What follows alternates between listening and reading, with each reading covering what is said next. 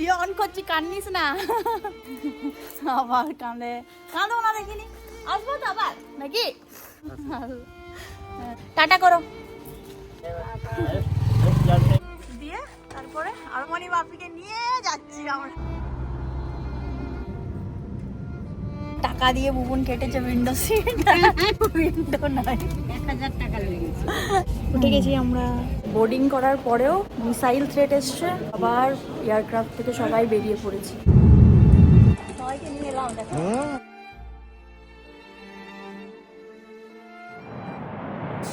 কাকিমা একবার চাটা দাও ভালো করে বানিয়ে। লাস্ট বার জ্বালিয়ে এখন আবার পরের বছর যেতে জ্বালাবো। মেয়েরা কি জ্বালায় রে? হ্যাঁ মেয়েরা জ্বালায় নি রে। জ্বালাই কতবার বিরক্ত। চা দাও গো কাকিমা, চা দাও গো, একটু চা বানিয়ে দাও। আর তো মুন অঙ্ক চা খায়নি। ও তাহলে আর কে বলবে। আমি চলে যাবো, একটু বক্তব্য দিন কাকু, ছোট কাকু। তুমি তো কাজই এত করো যে তোমাকে ভিডিওতে পাওয়াই যায় না।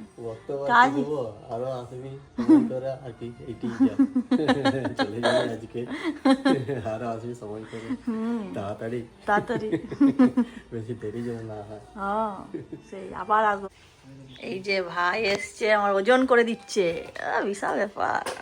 সার্ভিস একদম প্রোভাইডেড। কটা ব্যাগ হয়েছে দেখ, একটা দুটো দুটো বড় ব্যাগ, আর একটা ব্যাগ হয়েছে, ওইটা মামনি বাপি নেবে। আর পিঠের ব্যাগ আরেকটা আছে ছোট, ছোট ব্যাগটা কই? এই তো ছোট, 5টা। সব বাঁকুড়া উঠিলি যাচ্ছি মনে হচ্ছে আমি। দেখি উঠা উঠা, কেমন শক্তি হয়েছে তোর। ওরে ব্যাস, কত হলো রে? হয়ে গেছে এটা 23 কিলো। নামি দে, সবগুলাই একই ব্যাপার।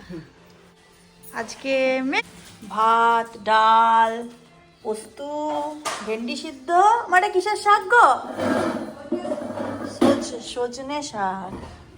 সকাল সকাল 10:30 বাজে খেতে বসে গেছি দেখো। 10:30 বাজে সকালবেলায়, চাও খাওয়া হয়নি, আজকে খেতে বসে গেছি। আমি রেডি হয়ে গেছি, সবাই কান্নাকাটি শুরু করে দিয়েছে। মুন আয়, এইবারে আমার সাথে মামনি বাপি মানে শাশুড়ি মা শ্বশুর মশাই যাচ্ছে। টাটা কর, ভিডিও অন করছি, কান্দিস না। ভালো কথা। আমি কই কই এসো। আবার কাঁদে, আবার কাঁদে, কাঁদো না দেখিনি। আসবো তো আবার নাকি? আবার কাঁদো না। কাকু কাঁদো, কাঁদো, সবাই কাঁদছে, কাঁদো কাঁদো। কই দিদাটাকে ডাকলে? দিদাটাকে ডাকলে? এসো দেখি, টাটা করো। টাটা। আসছি দিদা, থাকবে ভালো করে। হ্যাঁ দাঁড়া, কই কাঁদছো দেখি, কে কেমন কাঁদছো দেখি। অত কান্দার কি আছে? এই তো চলে আসো, অত কান্দার কি আছে? সব কান্নাকাটি জুড়ে দিয়েছে। দিয়ে তারপরে আরো দুটো ব্যাগ হবে তো, হয়ে যাবে মনে হয়। বাহ,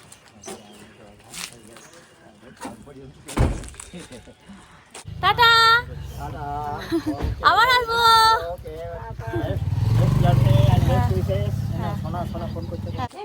দেখি এখানে মামনি বাপিকে দিচ্ছি।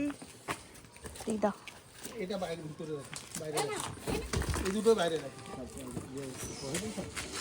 কি গো, চলো চলো মামনি উঠো। টাটা। হ্যাঁ বাবা চলো, তুমিও ওখানে তোমাকে নামিয়ে দেবো। আজ ফিরছি আবার সেই দূর দেশের পথে। এইবার আশাটা ছিল খুবই বিশেষ, বোনের বিয়ের জন্য। কতদিন পর সবাই একসাথে, হাসি আনন্দ উৎসব, যেন বাড়িটা আবার নতুন করে বেঁচে উঠেছিল। বাঁকুড়ার মাটির গন্ধটা এখনও যেন গায়ে লেগে আছে। উঠোনে ভেজা মাটির স্পর্শ, সকালে চায়ের কাপ, আর সবার পরিচিত ডাকগুলো, সব কিছু পিছনে ফেলে যাচ্ছি। মনে হচ্ছে এই কটা দিন যেন স্বপ্নের মতো কেটে গেল। বিয়ের সেই কোলাহল, হাসি ঠাট্টা, আবেগে ভরা বিদায়ের মুহূর্ত, সব কিছুই যেন এখনও চোখের সামনে ভাসছে। এসে গেছি এয়ারপোর্টে, গাড়িও ছেড়ে দিয়েছে। চলো এইবারে মামনি বাপিকে নিয়ে যাচ্ছি আমরা নিউ ইয়র্ক।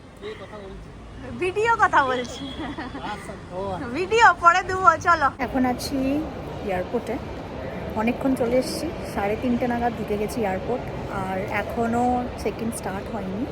হতে হতে মোটামুটি 5টা, এখন বাজে 4:45। আমাদের ফ্লাইট আবুধাবি হয়ে, তো কলকাতা থেকে আবুধাবি যেতে সময় লাগবে 5.5 ঘন্টার মতো, আর ফ্লাইট ছাড়বে রাত্রিবেলায় 8:40। আবুধাবিটা সাহস করে যাচ্ছি, জানি না কি হবে, কারণ এখনও তো অনগোয়িং সিচুয়েশন খুব একটা ভালো না। বিকেলবেলায় চা খেতে ইচ্ছে করছে, সামনেই দেখলাম কফি আছে, তো সেই জন্য কফি নিয়ে নিলাম। মা বাড়ি থেকে কত যত্ন করে খাবার দিয়ে দিয়েছিল, পরোটা, আলু ভাজা, মিষ্টি। সিকিউরিটি আর চেক ইন শেষ করে আমরা বসে পড়লাম। তখন বাজে সন্ধ্যে 6:30। ভাবলাম খেয়েই নিই এখন। মায়ের হাতের সেই খাবার, এয়ারপোর্টের ভিড়ের মধ্যেও একটুখানি বাড়ি খুঁজে পেলাম। খাওয়ার পর দেখি হাতে এখনও অনেকটা সময়, ভাবলাম একটু ঘুরে দেখি চারিপাশটা, আর তখনই চোখে পড়লো ট্রাভেল লঞ্চ। মামুনি আর পাপিকে বললাম চলো না, ওরা বললো তুই যা, আমরা এখানে বসেই গল্প করি। আমি একাই ঢুকে পড়লাম লাউঞ্জে। ভেতরে গিয়ে দেখি আছে অনেক কিছু, কিন্তু পেট তো আগেই ভর্তি হয়ে গেছে। তাই শুধু 1 কাপ কফি, একটু কোল্ড ড্রিঙ্কস আর চুপচাপ বসে থাকা, একটু ফোন ঘাটা, এইসব নিয়েই দেখলাম। কিছুটা সময় কাটালাম। বাড়ি থেকে দূরে যাওয়ার আগে নিজেকে একটুখানি সামলে নিচ্ছি আর কি। যদিও এক পাশে আছে চিনি, ওখানে অপেক্ষা করছে আমার জন্য বুবুনো, আর এক পাশে মা, বাবা, বাড়ির সকলকে ছেড়ে যাওয়া। যখনই একটু একা হচ্ছি মনে পড়ে যাচ্ছে মায়ের হাতের রান্না, বাবার নিঃশব্দ খেয়াল রাখা, আর আত্মীয়দের ভালোবাসা, আর নিজের মানুষের মাঝে থাকার এই অদ্ভুত শান্তি। সব কিছুই যেন বুকের ভেতরে জমে থাকছে। ফিরে যাওয়া মানে শুধু একটা ফ্লাইট ধরা না, ফিরে যাওয়া মানে একটু একটু করে নিজের একটা অংশ এখানে রেখে যাওয়া। লাউঞ্জের খাবারের থেকে আমার মায়ের হাতের পরোটা, আলু ভাজা অনেক বেটার। তো কিছুক্ষণ কাটালাম, চার্জ দিলাম ফোনটা। এবারে বোর্ডিং স্টার্ট হবে 8টায়, দেখা যাক কটায় স্টার্ট হবে। আর টাকা দিয়ে বুবুন কেটেছে উইন্ডো সিট, উইন্ডো নয়, 1000 টাকা লেগেছে। এটা সব থেকে হাসির ব্যাপার। উঠে গেছি আমরা। এই ফ্লাইটটা যদিও 4 ঘন্টার মধ্যে আবুধাবি পৌঁছে দেবে, তবুও একটু মুভি দেখলাম বসে বসে। তারপরেই দেখি ওমা আবার ডিনার সার্ভ করতে এসেছে। তো এখানে ডিনারে আজকে ছিল পাস্তা, আমি নিয়েছিলাম ভেজ, আর বাপিও নিয়েছিল ভেজ, ডাল, ভাত, একটা তরকারি আর মিষ্টি। দেখতে দেখতে 4 ঘন্টা পেরিয়েও গেল। আমরা আবুধাবি এয়ারপোর্টও পৌঁছে গেলাম। এখানে খুব অল্প লেওয়ার, মাত্র 1.5 ঘন্টার মতো। ভাবছিলাম এত কম সময়ে সব কিছু কীভাবে ম্যানেজ করব, কারণ কাজ ছিল অনেকটাই, কিন্তু আশ্চর্যের বিষয় ভিড় খুবই কম ছিল, তাই সব কিছু খুব দ্রুতই হয়ে গেল। আবুধাবিতে চেক ইন হয়ে গেছে, মানে সিকিউরিটি চেক ইন হলো, গেটের সামনে একটা ব্যাগ খুলে একদম চেক ইন হলো। এখনও ফ্লাইটে ঢুকিনি, ওয়েট করছি। ফ্লাইটে বোর্ডিং করার পরেও মিসাইল থ্রেট এসছে, আমরা আবার এয়ারক্রাফট থেকে সবাই বেরিয়ে পড়েছি, যাচ্ছি। ব্যাগ ফ্যাগ সব আছে ফ্লাইটে। আবার ফ্লাইটে বসলাম, আবার অ্যালার্ট আসলো যে সব ঠিক আছে। আবার বোর্ডিং হলো, আবার আসলাম। যটায় ফ্লাইট ছাড়ার কথা তার থেকে তো 5-10 মিনিট অলরেডি পেরিয়ে গেছে, জানি না কতক্ষণ ফ্লাইট ছাড়বে এবারে। সবার বোর্ডিং হতে হতে মোটামুটি অনেকটাই সময় লাগবে, দেখছি। ফাইনালি আবুধাবি থেকে আমাদের ফ্লাইট টেক অফ করলো প্রায় 1 ঘন্টা 10-15 মিনিট দেরি করে। কারণটা ছিল একটু অপ্রত্যাশিত। মিসাইল থ্রেটের কারণে সব বোর্ডিং গেট বন্ধ করে দেওয়া হয়েছিল।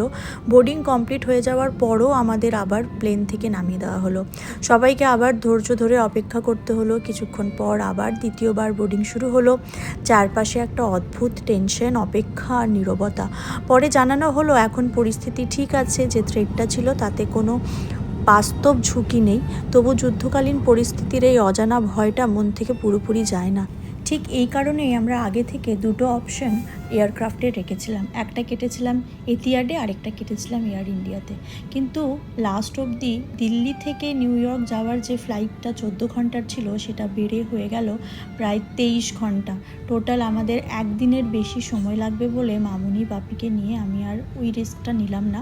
ফ্লাইট ছাড়ার 1 দিন আগে ওটাকে ক্যান্সেল করে আমরা এতিয়াডেই ফাইনালি পাড়ি দিলাম। দীর্ঘ 12.5-13 ঘন্টার যাত্রা শেষ হলো আমাদের। নিউ ইয়র্কের এয়ারপোর্টে ল্যান্ড করলাম, আমেরিকায় ফিরলাম। আবার নিজের দায়িত্ব, নিজের ছন্দ, সব কিছুই আবার নতুন করে শুরু হবে, কিন্তু মনের এক কোণে বাঁকুড়া রয়ে যাবে।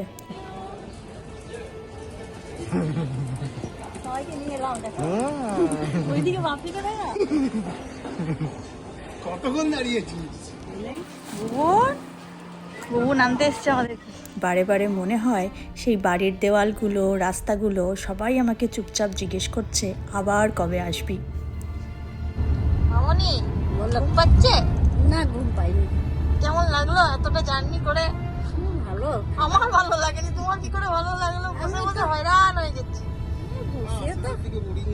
হ্যাঁ শেষের দিকে মনে হচ্ছিল কখন বাড়ি পৌঁছাবো। সেটাই, লাস্ট 1 ঘন্টাটা মনে হচ্ছিল কখন নামবে। হ্যাঁ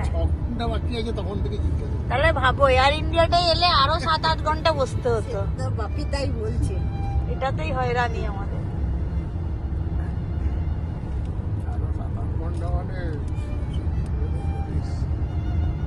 আমারই কোমর ধরে যাচ্ছে, তোমাদের তো অবস্থা আরো খারাপ। এটা বেড়াজো না এটা। আজকে কি হচ্ছে মামনি, কি করছো? আর শামুক রান্না হচ্ছে। শামুক বাড়ির থেকে নিয়ে আসা হয়েছে শামুক, সেটা এখানে এসে হচ্ছে রান্না। মানে শামুক ভেজে নিয়ে আসা হয়েছে, সেটাকে মামনি রান্না করছে। আরো আছে না? পেঁয়াজ কলি, হ্যাঁ। টমেটো, আলু দিয়ে চচ্চড়ি।